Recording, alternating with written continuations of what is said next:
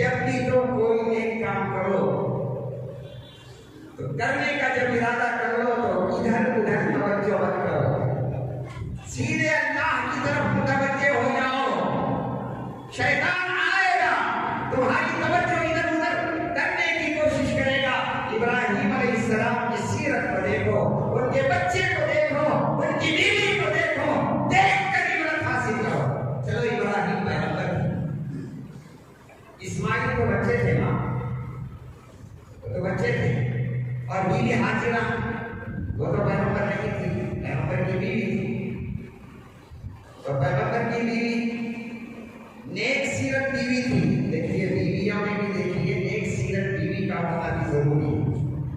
نیک صورت، اچھی صورت کے ساتھ ساتھ اچھی سیرت کا بھی ہونا ضروری ہے۔ عام طور پر لوگ جب شادی بیاہ کے لیے لڑکیوں کا انتخاب کرتے ہیں تو حسن صورت دیکھتے ہیں، حسن سیرت نہیں دیکھتے۔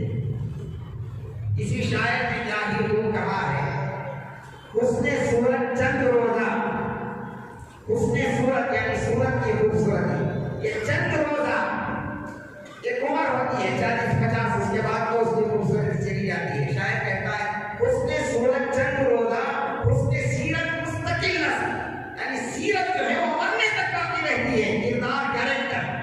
حسن صورت یعنی صورت کی جو خوبصورتی ہے وہ صرف چند سالوں کے لیے باقی رہتی ہے، سیرت کی جو خوبصورتی ہے وہ مرنے تک باقی رہتی ہے۔ حسن صورت چند روزہ، حسن سیرت مستقل نسل، اس سے خوش ہوتا ہے دل، اور اس سے خوش ہوتی ہے آنکھیں، اس سے خوش ہوتا ہے دل۔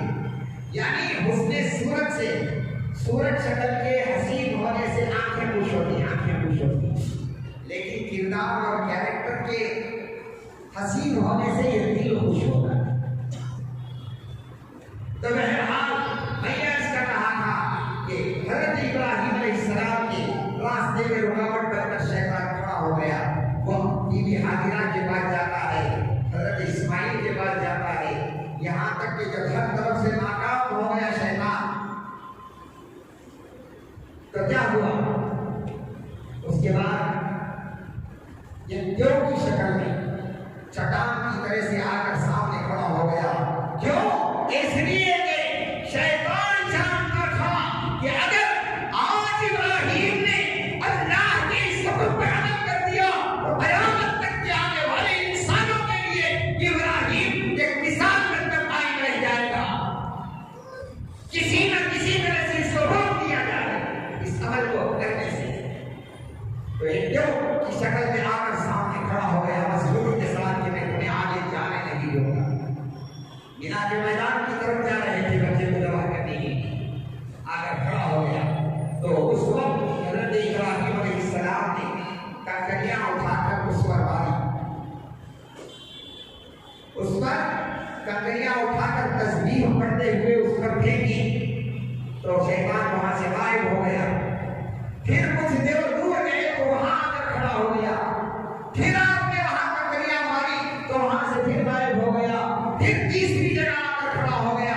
حتی وہ انسان کوشش کر رہا ہے کہ وہ حضرت ابراہیم علیہ السلام کو اس کام کے کرنے سے روک دے، خدا کے اس حکم پر عمل کرنے سے روک دے۔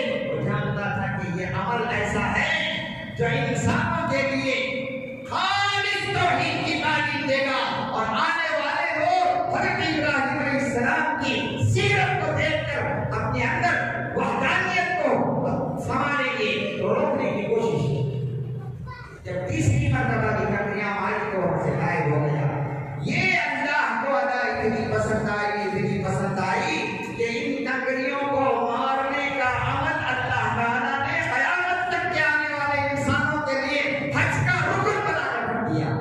اس کے بغیر حج نہیں ہوتا جب تک کہ کنکریاں پہلے مقام پر جہاں روکا تھا اس کو ہم عام طور پر جمرۃ الاولیٰ کہتے ہیں، دوسرا مقام جمرۃ الوسطیٰ ہے، تیسرا مقام جمرۃ القصویٰ یا جمرۃ الاخریٰ ہے۔ یہ تینوں مقام ہیں جہاں پر کنکریاں حج کے ارکان میں مارنی ضروری ہے، ورنہ ان کا حج نہیں ہوگا۔ حج کے ارکان میں شامل کر دیا۔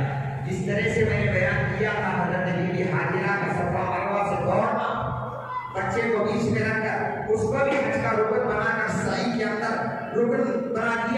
تو یہ بھی عمل بنا دیا، اس کو رکن بنا دیا اس کا بھی۔ یہ ادا اللہ کو پسند آئی تو اللہ تعالیٰ نے گویا یہ کہا کہ دیکھو ابراہیم علیہ السلام اور اسماعیل علیہ السلام اور بی بی ہاجرہ علیہ السلام جیسا استقلال تم اپنے اندر توحید پر قائم کرو، اپنے اندر توحید کا استقلال ابراہیم کو دیکھ کر پیدا کرو، دنیا کی کوئی طاقت تمہیں غیر اللہ کے سامنے جھکنے کا مجبور نہ کرے۔ یہی تو ہے اصل توحید۔ انبیاء کو اللہ نے بھیجا ہی اس لیے ہے کہ وہ ہمارے دلوں کے اندر توحید کو جگائیں۔ تو بہرحال یہ چلے تھے، پھر جب نکایا وہاں سے پھر قرآن پاک کو کے اندر پھر واقعہ اللہ تعالیٰ نے بیان کیا، حدیث کے اندر یہ تفصیل آئی ہے۔